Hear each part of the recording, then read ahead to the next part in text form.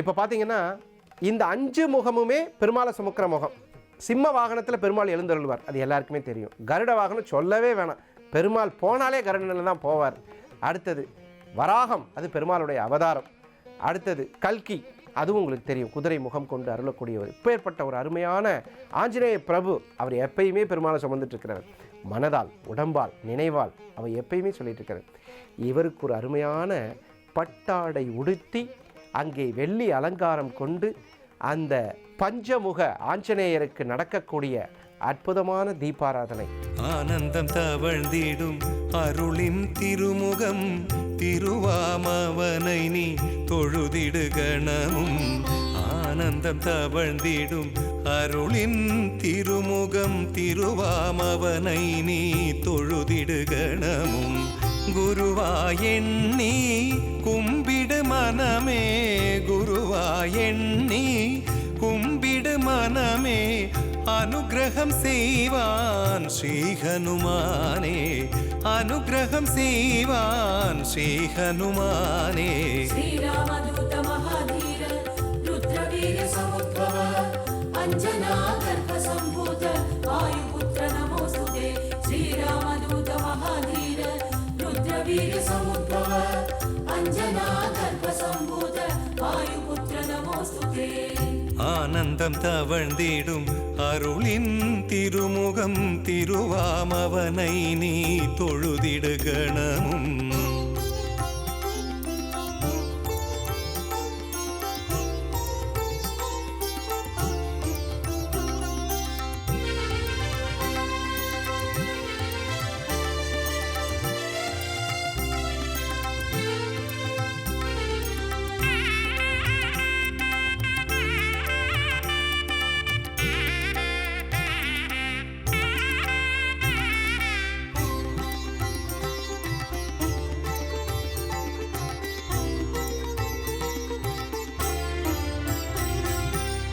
ராமா ராமா என முழு மனதோடு உருகியே அழுதால் ஓடியே வருவான்.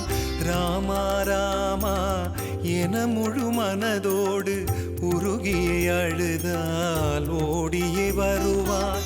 நவகிரக வினைகள் நம்மை அணுகாமல், நவகிரக வினைகள் நம்மை அணுகாமல் இகபர சுகத்தை இனிதாயருள்வான், இகபர சுகத்தை இனிதாயருள்வான்.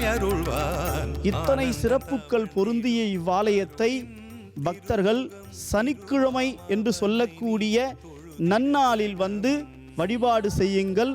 உங்களுக்கு எல்லா நலங்களும் கிடைக்கும் என்பது சிறப்புக்குரிய ஒன்றாகும்.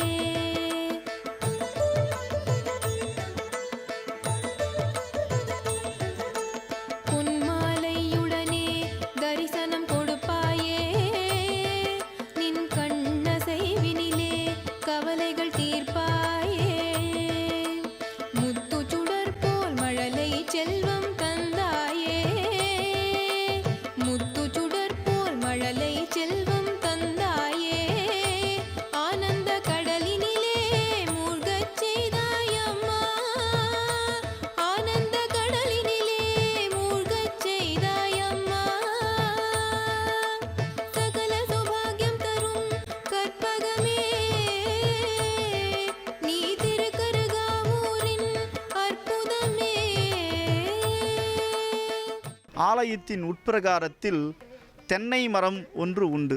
அந்த தென்னை மரத்தின் பக்கத்திலே வேப்ப மரம் இருக்கின்றன. அதாவது வேம்பின் தன்மை கசப்பு, தென்னையின் தன்மை துவர்ப்பு. கசப்பும் துவர்ப்பும் நாம் வாழ்வில் தேவை என்பதற்கு பாங்காய் அந்த காலத்திலே முன்னோர்கள் இந்த ஆலயத்தில் அந்த மரங்களை பாதுகாத்து தெய்வமாக வழிபாடு செய்து வருகின்றது கலர் கிராமத்தினுடைய தனிப்பெரும் சிறப்பாகும். கலர் கிராமம் அதாவது வேலூர், ஆட்காடு, சாத்தூர் இதுக்கெல்லாம் ரொம்ப பக்கத்தில் அருள்மிகு சக்தி மாரியம்மன் திருத்தலத்தில் இருக்கக்கூடிய ஒரு அற்புதமான புற்று வழிபாடு. இந்த புற்று வழிபாட்டில் நிறைய விஷயம் இருக்குங்க. நிறைய பேர் என்ன நினைக்கிறாங்கன்னா, என்ன புத்தில் போய் பால் ஊற்றுறாங்க, பழம் போடுறாங்க, இதில் என்ன பிரயோஜனம்? இந்த புத்துங்கிறது அற்புதமான சக்தி வாய்ந்த கடகராசியை குறிக்கக்கூடிய இடங்க. கடகராசியில் தான் புத்து இருக்கும். அதாவது எப்படி சொல்கிறதுனா, ஒரு ஊரை 12ஆக பிரித்தா அதில் கடகராசி இருக்கக்கூடிய இடத்துல புற்று இருக்கும். அந்த புற்று என்ன பண்ணும் அப்படின்னு கேட்டிங்கன்னா, நிறைய பேர் நினைக்கிறாங்க புத்து இதுக்கு மேலே தான் இருக்குதுன்னு. குறைந்தது ஒரு 200 அடிக்குள்ளே இருந்தே புத்து வருங்க. புத்து க்ளீன் பண்ண திரும்ப திரும்ப வளர்ந்துட்டே இருக்கும். அந்த மாதிரி இந்த புற்று இருக்கக்கூடிய இடத்தில் மாரியம்மனினுடைய சாநித்தியம் இதை விட அதிகமாக இருக்கும். இந்த மாரியம்மனுடைய சக்தி எப்பயுமே புற்று இருக்கக்கூடியதில் அதிகமாக இருக்கும். நாகமாக மாறி நீ வரும்பொழுது எங்களுக்கு தேகமெல்லாம் பிரச்சனை இருந்தால் கண்டிப்பாக மாரியம்மன் திருவருளால் ஒரு வினைத்துளி கூட ஏதேனும் பாக்கி இருந்தால் எங்கள் மாரியம்மன் அருளாலே உடனடியாக தீர்த்து தரக்கூடிய ஒரு அற்புதமான திருத்தலத்தில் இன்று மாரியம்மன் சேவை சாதிப்பது ஒரு அற்புதமான அலங்காரத்தில்.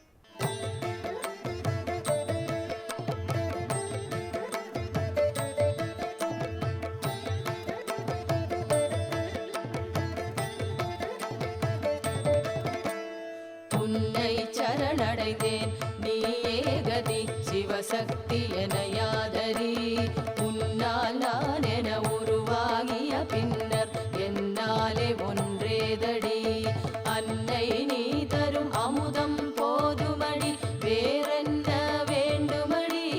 கண்ணில் ஒளி நீ ஓயாத ஓம் ஒலி பண்ணாக ஒலிக்குதடி. நான் யார் என்றதும் நீதான் நான் என்றே ஓடோடி வந்தாயடி. நீ யார் என்பதும் நெஞ்சு